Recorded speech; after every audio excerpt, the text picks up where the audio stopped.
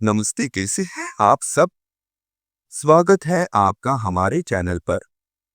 आप सभी का बहुत बहुत स्वागत है आज की इस नई वीडियो में। तो चलिए आज का वीडियो शुरू करते हैं। श्रीमन नारायणाय नमः। श्री विष्णु पुराण 10वां अध्याय। भृगु, अग्नि और अग्निष्वाद नादी पितरों की संतान का वर्णन। श्री मैत्री जी बोले, हे मुने, मैंने आपसे जो कुछ पूछा था वह सब आपने वर्णन किया। अब भृगु जी की संतान से लेकर संपूर्ण सृष्टि का आप मुझसे फिर वर्णन कीजिए। श्री प्रश्न जी बोले, भृगु जी के द्वारा ख्याति से विष्णु पत्नी लक्ष्मी जी और धाता विधाता नामक 2 पुत्र उत्पन्न हुए। महात्मा मेरु की आयति और नीति नामनी कन्याएं धाता और विधाता की स्त्रियां थी। उनसे उनके प्राण और मृकंडु नामक 2 पुत्र हुए। मृकंडु से मार्कंडेय और उनसे वेदशिरा का जन्म हुआ। अब प्राण की संतान का वर्णन सुनो। प्राण का पुत्र द्युतिमान और उसका पुत्र राजवान हुआ। हे महाभाग, उस राजवान से फिर वंश का बड़ा विस्तार हुआ। मरीचि की पत्नी संभूति ने पौर्णमास को उत्पन्न किया। उस महात्मा के विरजा और पर्वत 2 पुत्र हे द्विज, उनके वंश का वर्णन करते समय मैं उन दोनों की संतान का वर्णन करूंगा। अंगिरा की पत्नी स्मृति थी। उसके सिनीवाली, कुहू, राका और अनुमति नाम की कन्याएं हुई।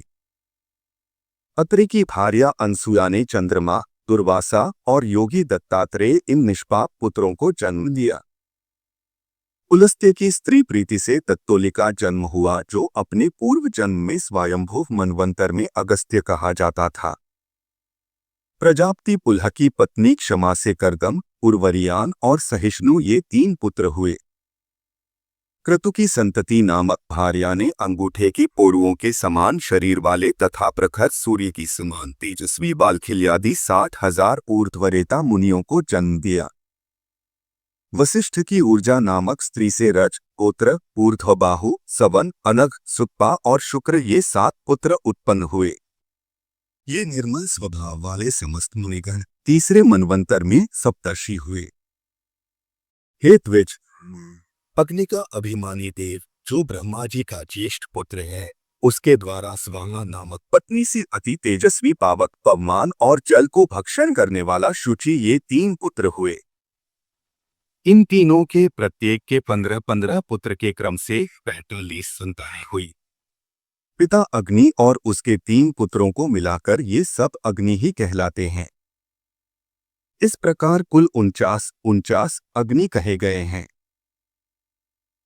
हे द्विज, ब्रह्मा जी द्वारा रचे गए जिन अनगनिक अग्निष्पादता और साधनिक परिषद आदि पितरों के विषय में तुमसे कहा था, उनके द्वारा स्वधानी मेना और धारिणी नामक 2 कन्याएं उत्पन्न की। वे दोनों ही उत्तम ज्ञान से संपन्न और सभी गुणों से युक्त ब्रह्मवादिनी तथा योगिनी थीं।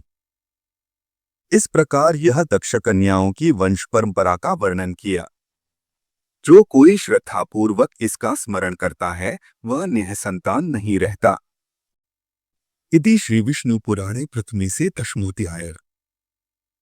तो आज की वीडियो में बस इतना ही। अगर आपको ये वीडियो पसंद आया हो तो इसे लाइक करें और चैनल को सब्सक्राइब करना न भूलें। आपको ये वीडियो कैसी लगी हमें कमेंट करके जरूर बताएं। मिलते हैं अगली वीडियो में, तब तक के लिए अपना ध्यान रखिए, खुश रहिए, स्वस्थ रहिए और देखते रहिए हमारा चैनल। धन्यवाद।